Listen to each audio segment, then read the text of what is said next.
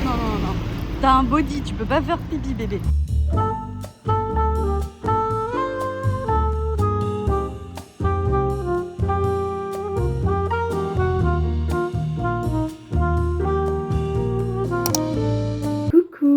Je vous prends aujourd'hui pour une vidéo peut-être un chouïa moins fun que celle de d'habitude. J'en ai pas vraiment parlé dans ma dernière vidéo ou sur les réseaux, etc. Mais à sa dernière virée chez le veto, on a trouvé à ma petite chienne Peppermint des calculs dans la vessie, ce qui est vraiment pas cool. Ils sont vraiment gros et ils sont apparus super vite parce que genre elle avait eu une visite le mois d'avant et on n'avait absolument rien vu du tout. Elle avait une infection urinaire mais on n'avait pas vu de calcul. Mais maintenant oui, et du coup nous on veut pas prendre de risques, c'est logique, mais ça veut dire qu'elle se fait opérer demain. Bon, quand vous verrez cette vidéo, elle se sera déjà faite opérer, donc suivez-moi sur les réseaux pour un petit peu avoir la suite, voir un petit peu comment elle se remet et tout, parce que on est confiant qu'elle va se remettre. Mais évidemment, comme toute opération, ça comporte des risques, donc je suis super inquiète. On a essayé de la garder le plus confortable possible toute la semaine pour qu'elle soit bien, déjà qu'elle se remette aussi de son infection urinaire parce qu'elle en a encore une évidemment à cause des calculs, et on voulait pas trop l'alarmer aussi vu que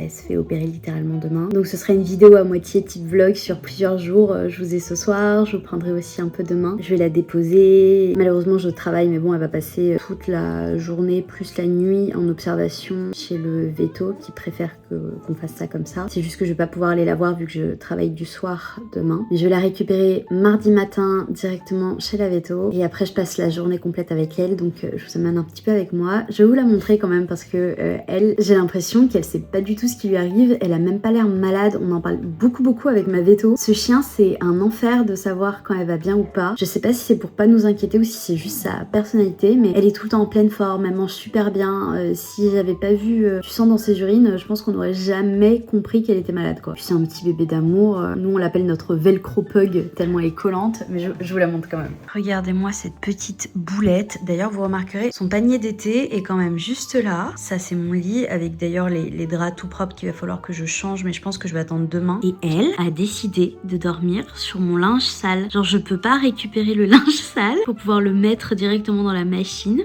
parce qu'elle est dessus. Non, mais fais pas cette tête, hein. Je vais pas te bouger, hein. Oh, petit amour. Bon comme vous pouvez le voir, j'ai été sabordée comme un petit pirate. Elle a décidé qu'il était temps de monter sur les genoux de maman. Nous on va aller faire dodo. C'était surtout pour vous introduire un petit peu ce vlog, pour que vous sachiez un petit peu ce qui se passe. Je vous laisse là pour ce soir et je vous reprends demain matin pour moi et tout de suite pour vous. Coucou, on est le lendemain matin. J'ai déposé Pepper ce matin du coup chez le vétérinaire qui va la prendre en charge. Je vous ai pas filmé tout ça parce que avec son papa et avec mes parents, etc., on avait envie de faire tout plein de câlins et de lui faire une matinée un peu normale où on peut vraiment être focus que sur elle avant de la déposer. J'ouvre avec vous ma nouvelle crème solaire parce que même si le temps est nul, et quand je vous dis nul, c'est nul, genre la météo nous avait annoncé une semaine de beau temps, je l'attends, mais ça veut pas dire qu'on met pas son SPF. Donc si vous êtes en train de vous préparer en même temps que moi, pensez bien à mettre votre crème solaire. Je me suis dit que j'allais vous prendre pendant que je me prépare parce que au moins comme ça m'évite de trop penser à Pepper chez le veto sans moi. Elle était trop mignonne comme je l'ai déposée, elle était toute pleine d'énergie, toute contente de voir son veto et de les suivre, etc. Et c'est que je la connais, une fois que l'excitation de voir le veto et tout a dû être passée, je pense qu'elle a commencé à me chercher et la connaissant, elle a peut-être à moitié paniqué. Enfin j'espère qu'elle va bien. En fait j'espère qu'elle a pas trop peur toute seule sans moi. Elle a pas l'habitude d'être sans moi parce que j'ai pris l'habitude de l'avoir tout le temps avec moi. J'essaye de pas penser à l'opération, mais c'est vrai que c'est une opération qui est un peu risquée. Pas tellement pour la nature de l'opération parce que en gros on s'est rendu compte qu'elle avait des calculs, sachant qu'on était venu chez le veto en janvier et qu'elle avait une petite cystite. On lui avait fait une écho et on n'avait pas du tout vu de calcul. La veto a d'ailleurs revérifié la dernière fois que je l'ai amenée là pour être sûre, mais ouais, on n'en avait pas vu du tout. Sauf que ensuite elle est partie à peu près un mois chez mes parents et ma mère m'a dit qu'elle avait à moitié expulsé des petits calculs, et le jour où je suis venue les voir, c'était la semaine avant-dernière, le jour où je suis venue les voir, elle a fait un petit pipi comme ça random dans la maison, ce qui est bizarre parce que Pepper fait jamais pipi dans la maison comme ça pour rien. Et donc je me suis un peu inquiétée, j'ai pris rendez-vous avec le veto que j'ai trouvé le plus près de chez eux le jour même. On a fait écho radio et là elle avait bien des calculs, mais d'immenses calculs, ça veut dire qu'ils sont apparus en un mois et ils étaient gigantesques. Et donc du coup c'était à moitié urgent, sauf que avant de pouvoir l'opérer il fallait déjà la traiter. Le veto lui a donné une dose de cheval d'antibiotiques, d'antispasmodiques, d'anti-inflammatoires parce que la pauvre en fait elle était vraiment en souffrance. C'est pour ça qu'elle pouvait pas se retenir de faire pipi quand elle avait besoin. Je suis restée une semaine chez mes parents du coup avec tous les petits médicaments de Pepper parce que j'avais rendez-vous le lundi d'après, un peu moins d'une semaine après, chez ma véto. Elle l'a vu et bah on a mis en place l'opération, mais la véto était assez d'avis qu'on laisse le temps à Pepper en fait de prendre quand même pas mal ses antibiotiques pour pouvoir avoir une vessie propre, parce qu'elle avait quand même une infection urinaire du coup à cause de l'irritation. Désolée pour tous les petits bruits de téléphone, je reçois plein de messages du coup. Et c'était quand même assez urgent comme opération, c'est pour ça que elle l'a, genre je l'ai vue le lundi, la véto, et elle l'a mis en place du coup pour le lundi d'après, donc là maintenant, histoire que Pepper ait bien 2 bonnes semaines d'antibiotiques, sachant que le vétérinaire lui avait prescrit 20 jours. Et ça honnêtement c'est un truc à prendre en compte quand vous prenez un chien, hein, que ce soit un chien d'élevage ou un chien SPA ou un chien que vous trouvez, tout ça. C'est un peu la roulette russe en fait, des frais médicaux et des risques de maladie tout simplement. On peut jusqu'à un certain stade limité, après il y a des avantages et des inconvénients partout. Par exemple les chiens de race vont avoir plus souvent des problèmes de maladies parfois génétiques, etc. Mais d'un autre côté, bah, si votre élevage fait correctement son taf, vous avez un peu tout l'historique de maladies et tout ce qui peut être porté par les parents, etc. Des certificats qui vous prouvent par exemple le taux de consanguinité, parce que plus il est faible, moins il y a de consanguinité, et du coup mieux c'est pour l'animal parce que ça veut dire qu'il est moins sujet au risque de maladies génétiques, etc. Mais d'un autre côté, par exemple, si vous prenez un chien qui est pas un chien de race, là il y a vachement moins de soucis par rapport à la génétique. Mais d'un autre côté, à cause de comment est-ce qu'il est né, à quoi il a pu être exposé, etc., il peut parfois y avoir plus de problèmes de reins et tout. Donc en vrai, c'est un peu la roulette russe. Mais c'est sûr que ça fait peur. Moi, ça m'a fait très très très peur. En plus, Pepper, elle est jamais malade. Jusqu'à cette année, en fait, elle tombait jamais malade. Donc je savais pas vraiment comment réagir parce que j'étais pas habituée en fait à ce qu'elle aille pas bien. Puis comme je vous disais hier, c'est pas un chien en fait qui montre quand elle va pas bien. Pardon, je vous ai décalé, c'était pas pratique pour moi de vous avoir pile devant le miroir. Et je vous entends là, hein, tous ceux qui disent oui mais avoir un animal c'est ça, avoir un animal on sait jamais, il peut mourir, on s'attache et tout. Bah oui, je suis bien au courant, mais c'est un peu comme les êtres humains en fait. Si on veut aimer rien ni personne dans sa vie pour jamais être blessé, bah on peut le faire, mais enfin je trouve ça un petit peu triste quand même. Je parle souvent de l'échelle de l'amour avec mes proches. J'avais lu quelque part, il faudrait que je vous retrouve les refs de ça, mais en gros j'avais lu quelque part que ça sert à rien d'argumenter à quelqu'un que l'amour qu'il a pour son animal par exemple est pas aussi fort que disons l'amour qu'on peut avoir pour un enfant, parce que si t'as pas d'enfant, l'amour le plus fort que t'as, bah ça va être celui-là. Par exemple pour ceux qui aiment vraiment beaucoup leurs animaux, il faut comprendre aussi que toi ce que tu ressens et l'échelle que t'as en fait par rapport à l'amour que tu portes aux gens et aux animaux autour de toi, ça dépend 100%. Je me suis trompée de pensée. Non, mon pain soit poudre. Ça dépend 100% en fait de l'expérience que t'as faite de l'amour auparavant. Et ça peut se décliner vraiment pour beaucoup d'aspects. C'est super important en fait, je trouve, de prendre en compte que les gens ont pas la même échelle de l'amour tout simplement, parce qu'on n'a pas les mêmes expériences de vie. Et je trouve ça hyper important de le rappeler parce qu'on a tendance à tellement se désensibiliser en fait du ressenti des autres que je trouve ça dommage. C'est pas parce qu'on fait pas tous l'expérience des mêmes choses qu'on peut pas essayer de le calquer à ce que nous on ressent de plus fort pour essayer de développer de l'empathie. C'est un peu ça l'empathie je pense. Et puis je comprends aussi hein, celles et ceux qui ont plus de mal à montrer leurs émotions, même si c'est difficile, je pense que c'est quand même important de montrer aux gens qu'on aime qu'on est là pour eux. Pour moi la solitude est un fléau, c'est ce qui provoque tellement de tragédies dans nos sociétés. C'est terrible de se sentir seul, il n'y a pas pire sentiment je trouve. Là il est 11h, ce qui veut dire que Pepper vient de rentrer en salle d'opération, on prie très très fort, et ça c'est un truc pareil, je suis tellement reconnaissante d'avoir des gens très spirituels autour de moi, parce que quelle que soit leur religion, je sais que à leur façon mes proches ont tous prié pour Pepper, on prie pour elle quoi, on prie pour que ça se passe bien. On a aussi confiance en la science, en les médecins, on a les chiffres et on a de l'espoir, donc on manifeste que tout va bien se passer. Moi de toute façon je serai au travail parce que je travaille du soir aujourd'hui, mais je travaillerai pas demain, histoire de passer tout le premier jour de récupération de Pepper avec elle. Et l'un dans l'autre je me dis que c'est une bonne chose que je travaille aujourd'hui, parce que franchement je sais pas du tout ce que j'aurais fait si je devais tourner en rond dans la maison comme ça, à attendre le SMS de son veto pour me dire comment ça s'est passé. J'ai hâte que tout ça soit derrière nous et reprendre mon petit bébé d'amour dans mes bras, qu'elle puisse dormir avec moi. Et je me fais un bon petit maquillage, comme ça je suis sûre de pas craquer, de pas me mettre à pleurer comme ça en plein milieu de la journée. Tout va bien se passer et je peux pas manifester que tout va bien se passer si je me mets à pleurer tout le temps. Si jamais vous avez des doutes ou des questions sur ce que j'ai utilisé là pour faire mon make-up, tout sera directement dans la description de la vidéo. Je profite d'ailleurs de ce moment un petit peu sentimental pour vous dire que je suis vraiment très reconnaissante de vos messages, vos retours, vos likes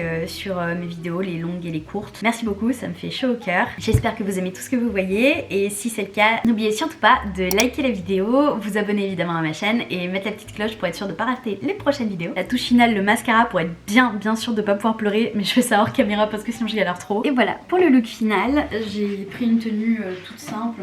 J'avais pas super envie de m'embêter, donc petit jean, petit top en bas et ce pull adorable qui a des poches. Voilà pour le make-up du coup, je ferai les lèvres à la toute fin. Là je vais aller manger, après je vais partir travailler et je reprends ce soir.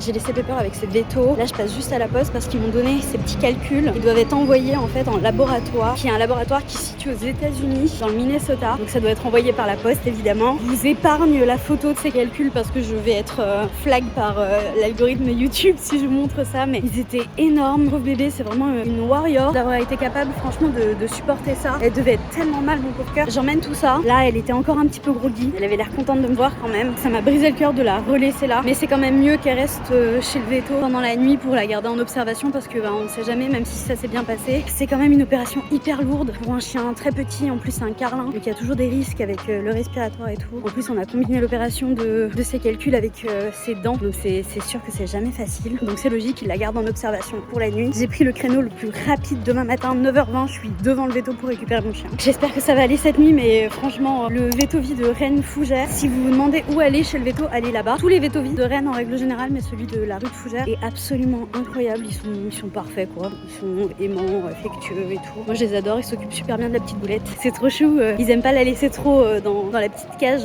dans laquelle ils la mettent pour qu'elle se repose. Donc ils la prennent avec eux et tout, c'est juste adorable. Je suis tellement reconnaissante qu'ils prennent soin comme ça de mon bébé. Et moi à partir de demain, je l'aurai à la maison, on fera plein de câlins. Ah, c'est ça ton petit body. Coucou toi. T'as un body, tu peux pas faire pipi bébé. Et voilà. On vient de revenir de chez le veto. Je vous ai pas vraiment filmé chez le veto parce que c'était le chaos. Il y avait tellement de monde, de chiens. Il y avait même un livreur. J'ai surtout passé beaucoup de temps avec la veto et le secrétaire médical pour qu'il m'explique exactement tout ce qui s'était passé en détail, quels médicaments à prendre et tout ce qu'on va faire à partir de là. Comme vous voyez, elle est dans un petit body parce que sa petite plaie, je vais pas vous la montrer, mais elle est juste là. En fait. Et pour éviter qu'elle la lèche en fait tout simplement, on lui a mis un petit body, elle va devoir le garder jusqu'à la fin de la cicatrisation. Donc déjà ça, elle doit pas trop apprécier, c'est aussi pour ça je pense que, je sais pas si vous voyez mais elle fait la gueule à moitié. Entre l'anesthésie dont elle fait encore je pense les frais encore un petit peu, les antidouleurs, le fait d'être inconfortable et puis juste la chirurgie et tout, je pense que c'est aussi pour ça qu'elle fait entre la gueule et elle est aussi à moitié groggy, donc on va aller se poser au lit aujourd'hui. Maman et Pépère elles vont pas lâcher le lit toute la journée. Oui. C'est tout est bien qui finit bien. Franchement on était tellement inquiets, comme c'est un carlin, on avait juste tellement peur pour elle en fait, qu'elle arrive pas à s'en remettre, qu'il se passe quelque chose à l'anesthésie, que finalement ce soit pire que ce qu'on imaginait avant de l'ouvrir, etc. Heureusement tout s'est très bien passé. Là on va juste profiter de notre petit bébé en famille. On a plein de médicaments à lui donner. Je vous cache la partie avec toutes les informations personnelles, mais ça c'est la liste de médicaments qu'on a. Et dites-vous qu'elle est recto verso. Ils en ont profité aussi pour faire son petit détartrage. Ils ont dû lui enlever quelques incisives il me semble, parce qu'elle bougeait trop et elle lui servait plus à rien, mais c'est ok parce qu'elle a encore molaire, prémolaire et ses canines, donc normalement elle devrait avoir aucun souci pour manger. Chez le veto ils lui ont donné de la pâtée, donc elle a pu en profiter, elle a bien mangé à chaque fois qu'on lui a donné, me sort. Notre bébé il a jamais eu trop de mal à manger je pense, à finir ses assiettes Ils sont trop mignons aussi pour ses petites dents, ils m'ont donné ça. Si elle aime bien je pense que je commencerai à l'acheter en gros. Ça va être en fait des petites lamelles mais aux enzymes, parce que les enzymes en fait vont attaquer directement tout ce qui est tartre, plaque etc, qui déjà c'est pas bon pour les dents et en plus c'est ça qui est responsable des odeurs, donc c'est très cool, c'est pas mal pour la laine fraîche aussi et en plus l'apport calorique est modéré. On va voir si la petite boulette aime bien. Là elle commence à me regarder avec haine, donc je pense qu'il est temps que je vous laisse. On va aller au lit, faire plein de câlins et plein de bisous et se reposer. Dites-moi ce que vous avez pensé de cette vidéo un peu différente de ce que je fais d'habitude. Je trouve que c'est hyper important, surtout maintenant avec tout ce qui est intelligence artificielle et l'état du monde, etc., de donner aussi du contenu authentique. Et c'est vrai que j'essaye de garder un espace assez léger, assez réconfortant, un peu une safe place à chaque fois que vous venez voir, mais je trouve que c'est aussi hyper important de vous montrer quand il y a des moments plus vulnérables qui se passent dans ma vie. Et Pepper c'est tout pour moi, donc je pouvais pas ne pas vous montrer. Et puis il y a des choses que j'aurais aimé voir aussi avant d'avoir un Carlin. Évidemment je regrette absolument pas mon bébé, je pourrais pas vivre sans elle je pense. Mais il y a certains types de contenus que j'aurais aimé voir, ne serait-ce que pour me préparer un peu émotionnellement. Je sais qu'on n'est jamais vraiment prêt, mais pour avoir quand même une petite idée de ce que ça peut donner et de ce qui peut arriver, et au moins le garder dans un coin de ma tête. Donc si cette vidéo a pu servir pour vous aider à faire un choix d'adoption, ou vous montrer un petit peu ce qui peut arriver une fois qu'on a un Carlin et les risques, ou même tout simplement vous faire vous sentir un petit peu moins seul parce que votre toutou aussi a un petit souci, bah alors dans ce cas là j'aurais bien fait mon taf. Si la vidéo vous a plu, évidemment comme d'habitude lâchez un petit like, abonnez-vous parce qu'il y a plein de super vidéos qui arrivent sur cette chaîne, et mettez bien la petite cloche pour avoir les notifications dès qu'il y en a une qui sort. En attendant, moi je vous fais des gros bisous et on se voit dans la prochaine vidéo. Des bisous. Tu dis au revoir. Tu dis au revoir. Au revoir. Au revoir. Elle me regarde comme si j'étais folle.